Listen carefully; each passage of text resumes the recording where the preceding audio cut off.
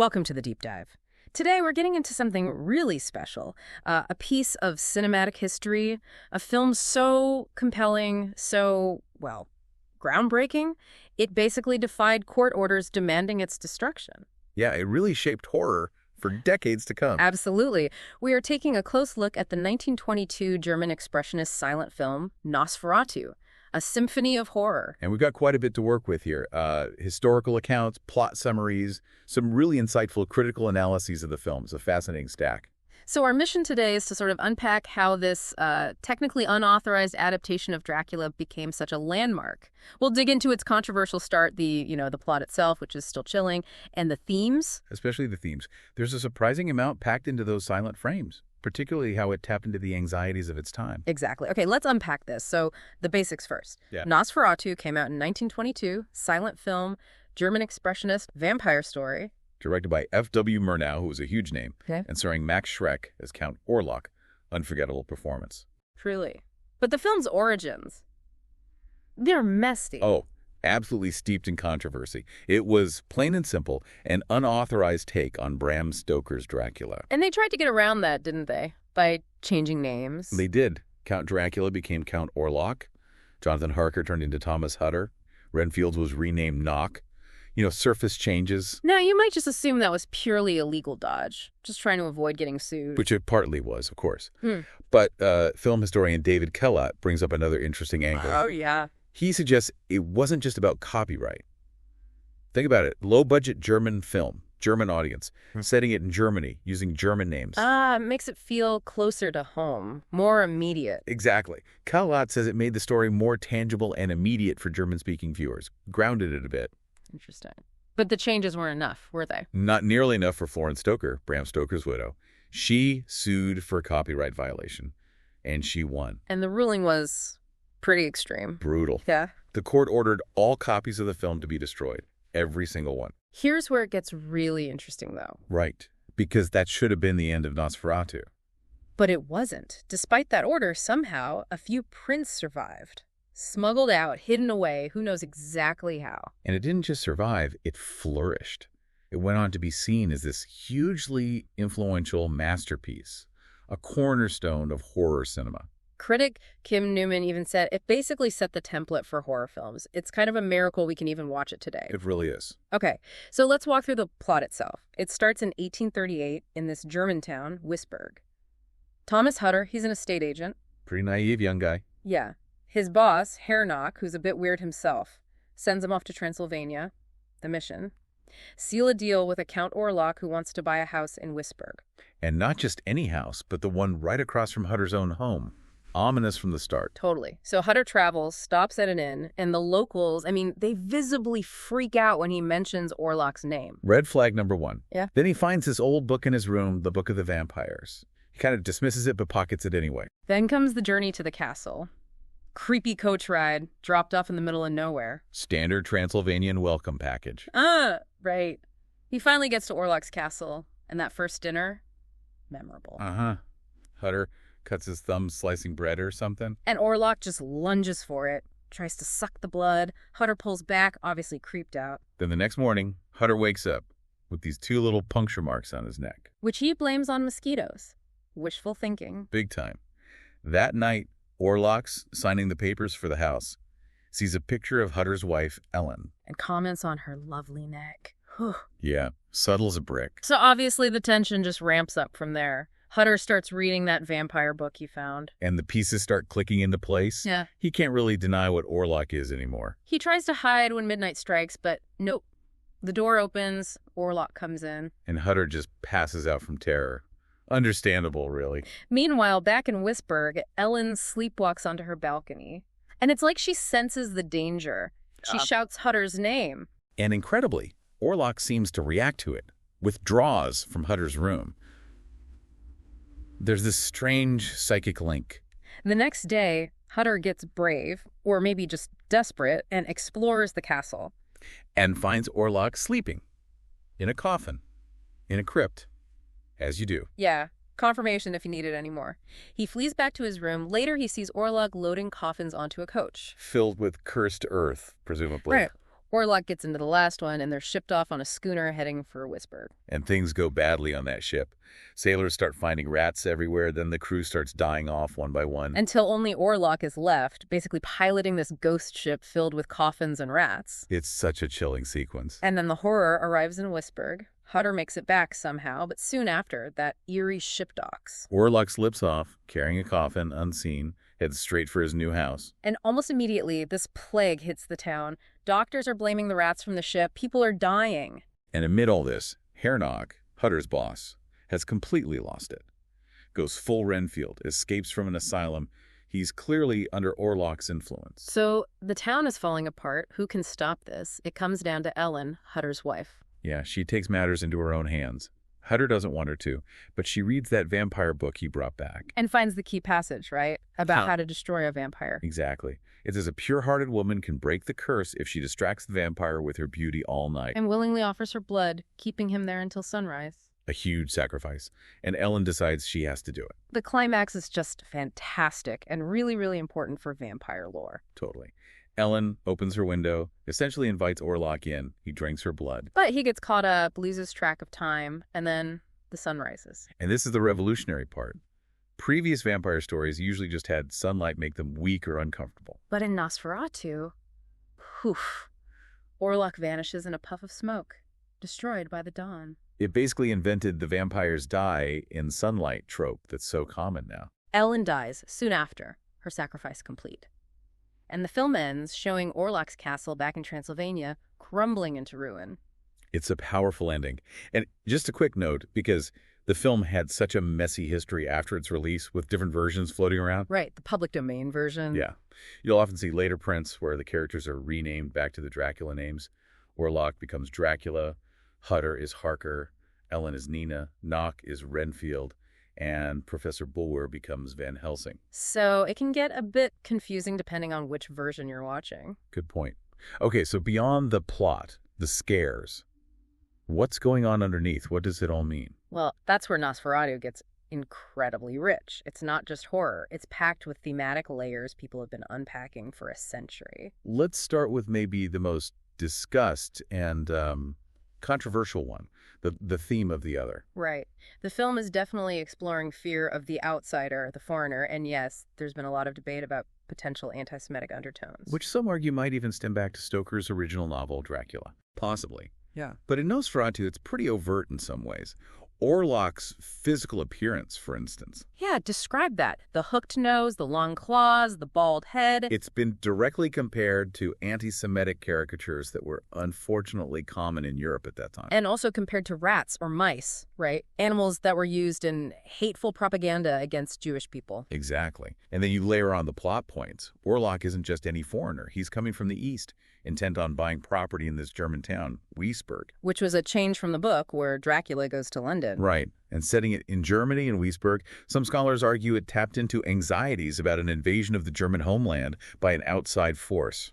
Paralleling the kind of anti-Semitic paranoia that was building in Germany and Northern Europe in 1922, just after World War I. And the plague connection reinforces that. Orlok arrives, brings rats, rats bring disease. It's a deviation from the novel. That explicitly links Orlok, the other, with rodents and the vile idea of the Jew as disease-causing agent. And then there's Nock, Orlok's human helper, who is depicted as a Jewish realtor. He essentially acts as Orlok's inside man, his fifth column within Wisburg. It's pretty uncomfortable to look at through that lens today. It is, but it's crucial we add some counter-arguments here for balance. We need the full picture. Definitely. Kevin Jackson, who wrote a book about Nosferatu, points out that the director, F.W. Murnau, actually had many Jewish friends and colleagues. He was known to be protective of them. Including the actor who played Nock, Alexander Granach. Exactly. Granach was Jewish, and Murnau worked with him often. Also, Murnau himself was homosexual, living in a very intolerant time. So as someone part of a persecuted minority group himself? The argument goes he would likely have been more sensitive to the persecution of a subgroup, making it less probable he was consciously embedding anti-Semitic messages. It highlights how complex interpreting historical art can be. Absolutely. Okay, so moving beyond social anxieties, there's this whole layer of occultism woven into the film too, isn't there? Oh, deeply. And this largely comes from the producer, Alban Grau. He wasn't just a producer, he was an artist and a practicing occultist.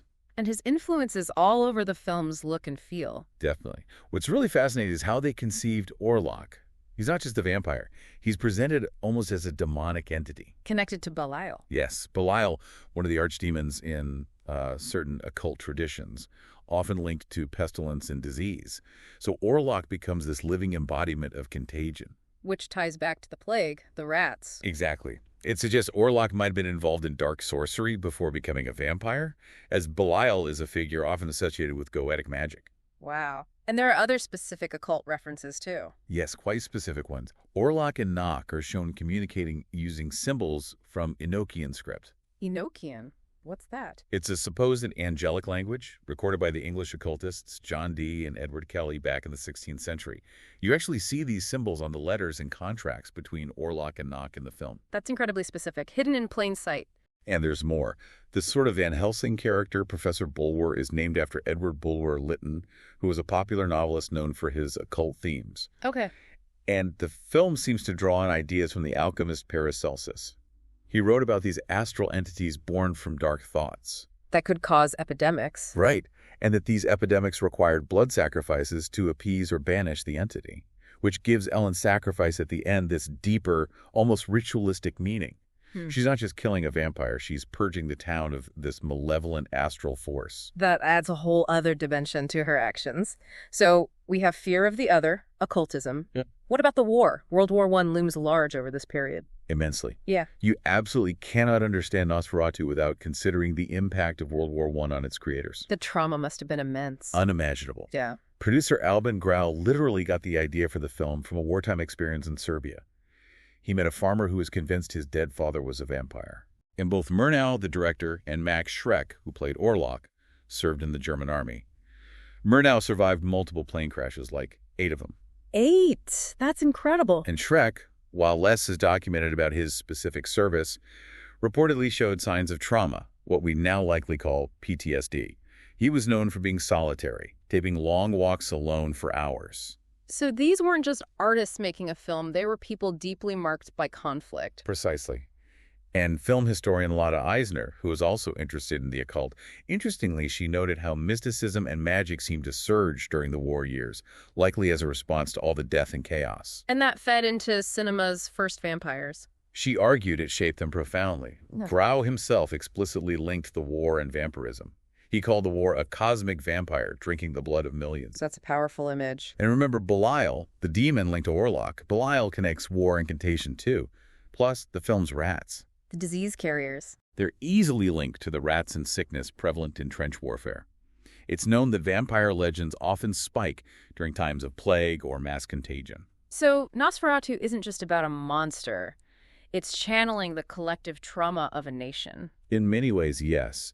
It's projecting these deep psychological wounds, the horror of war and disease, onto this supernatural figure. It's like the horror of the self disguised as an external threat. That's heavy.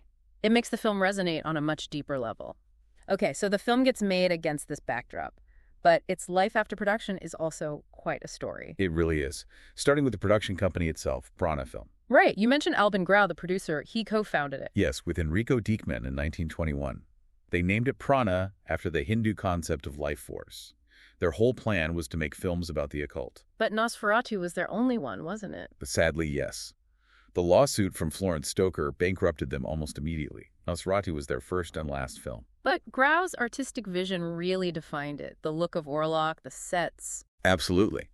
Grau designed Orlok's look, that emaciated, almost insect-like or rat-like appearance.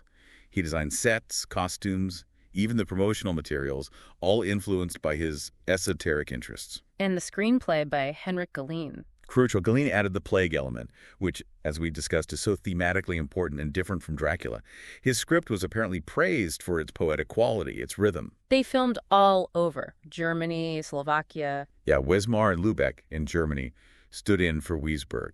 And parts of northern Slovakia provided the spooky Transylvanian landscapes. Apparently, they only used one camera to save money. Really? Just one? Seems so.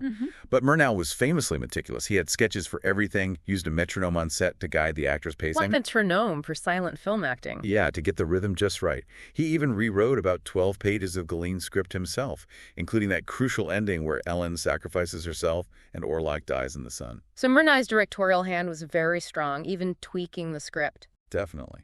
But then, after it's made and supposed to be destroyed, its afterlife begins, which is almost as strange.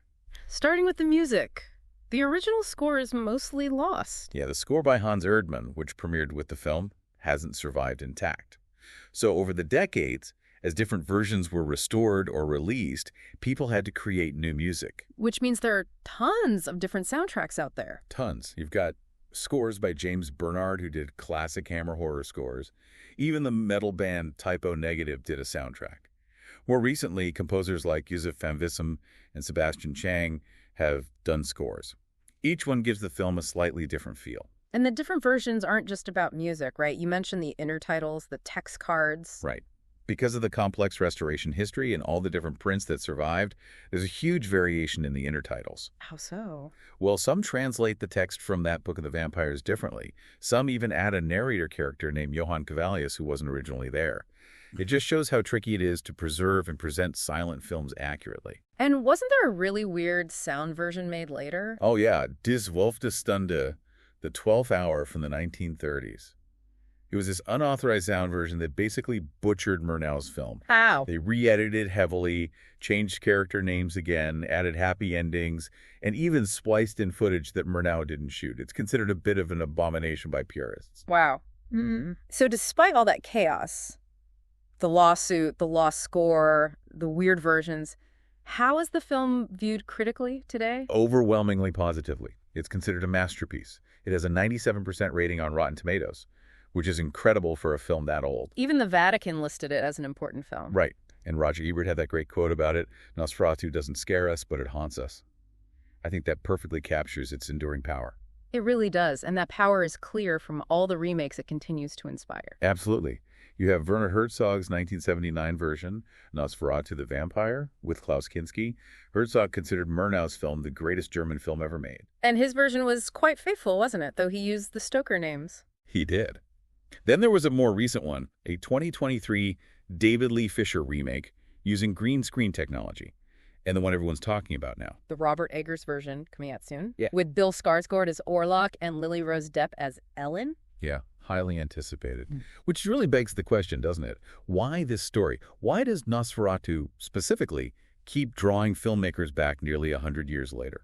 It's a great question. So, wrapping up Nosferatu, a symphony of horror. It really is this incredible public gem, a film that survived destruction, defined a genre. And continues to be this canvas for exploring such deep themes: fear, war, trauma, the occult. Yeah, it's amazing how those silent images, crafted so carefully by Murnau and Grau, still speak so loudly about our own fears and anxieties today. It really proves that powerful art finds a way to endure, to adapt, to stay relevant across generations. It continues to haunt us, like Ebert said. So, a final thought for you, our listeners. Thinking about Nosferatu, born from very real anxieties of its time, war, disease, fear of the unknown, how does it still manage to resonate so deeply today? What is it about these layers of meaning, pestilence, the outsider, hidden forces that keeps pulling us in? And maybe think about this. What other works of art do you know that have had such a complicated yet enduring afterlife?